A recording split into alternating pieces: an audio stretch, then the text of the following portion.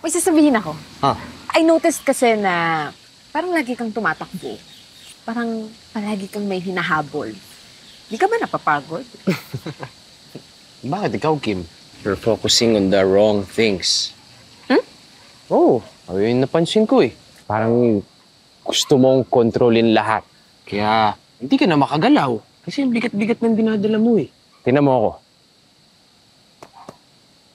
Ito lang. Bare essentials lang.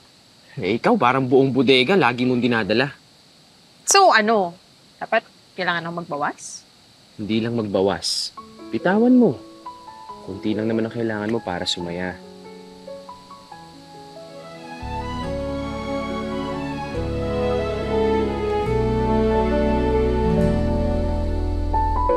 Oo, tuloy pa rin.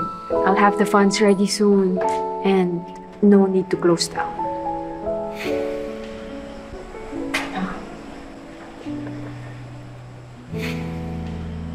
Sure ka ba?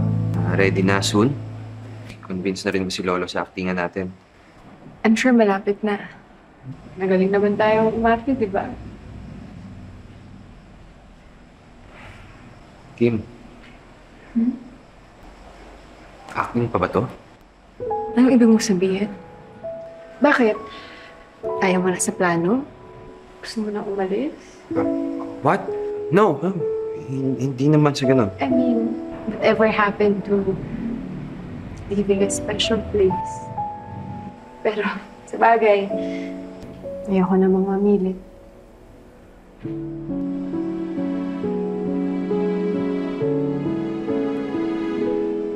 Kim, ano kasi, hindi ko na kaya. Hindi ko na kaya na nagpapanggap lang tayo mag-asawa dahil... Dahil ano? Dahil... Sabi ko na nga ba eh. Pinaglololoko niyo ako. Akala mo ba, Catherine, makukuha mo sa akin yung lupa? Simple Guardia! Manang mana ka sa ina mo. Wala kang utak! Don Ramon, unfair na po kayo. Wala kang karapatan na sabihin fair o hindi! Isa kang swindler! Isa kang scammer!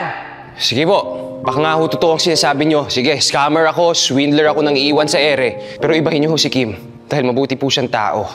Kayo ba, Don Ramon? Sinubukan nyo bang mahalin ang sarili nyong apo? Nang hindi ho sa ini-expect nyo kung ano siya. Kasi kung susubukan nyo, hindi naman ho siya mahirap mahalin eh.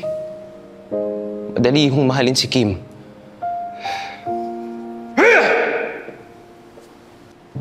Lolo! Lolo, please! Lumati ka! Ngayon na! Wala kang karapatang manatili dito sa mamamahay ka! Julie, Kim, kaya ko.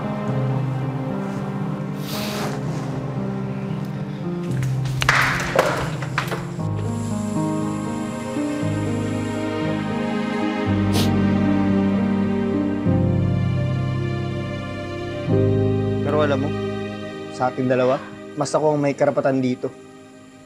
Dugo at pawis na ang binuhos ko dito. Pero ni minsan, hindi napansin ni Lolo Ramon. Dahil anak lang ako sa labas. Bakit ka pa nananatili dito?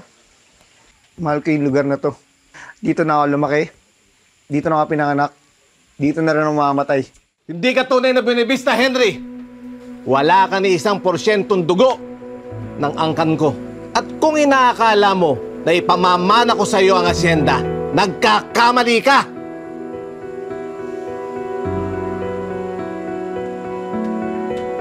Sana maging masaya ka pa rin, Lolo.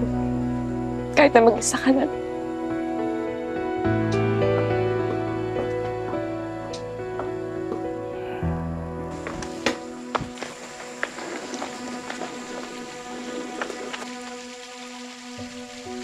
Julian?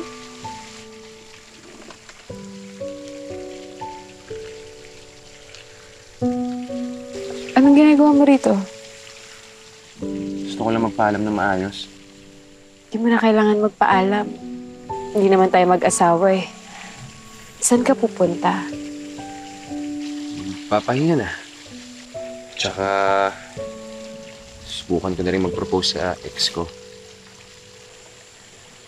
I'm happy for you. Happy for me? Seryoso ka ba, Kim? Ikaw makikinabang, Si Henry yun ah! Teka nga, titignan ko anong gagawin niya. Julian, wag na! Julian! Wow! Nasulugin ko na to! Henry! Henry! Uy! Di yung papakinabangan to! Huwag niyo akong pigilan! Henry, wag! Huwag niyo akong pigilan! Mamakawa kami! Bastardo ka! Pigilan mo yan! Hindi ako bastardo! Susunugin, bahala kayo! Henry! Julian! Uy, Henry! Hindi ka dito! Tuloy mo yan! Julian! Di ba pinalayas na kita? Ba't nandito ka pa? Hindi ako lalayan! Hindi si Henry ang dapat lumayas, Lolo. Kayo yung may problema. Kahit kailan, hindi mo kami pinakitaan ng pagmamahal. Ang tingin mo sa amin, mahina lang kami. Kaya lagi mo kaming kinokontrol. Lahat kaya mong gawin. Pwera lang sa magpakita ng pagmamahal. Si Lola Rafaela yung nagtayo ng taniman na to, di ba? Dahil sa pagmamahal. Kaya kung gusto mong mabuhay pa tong taniman na to, tong Asyenda Rafaela, sana matuto kang magmahal.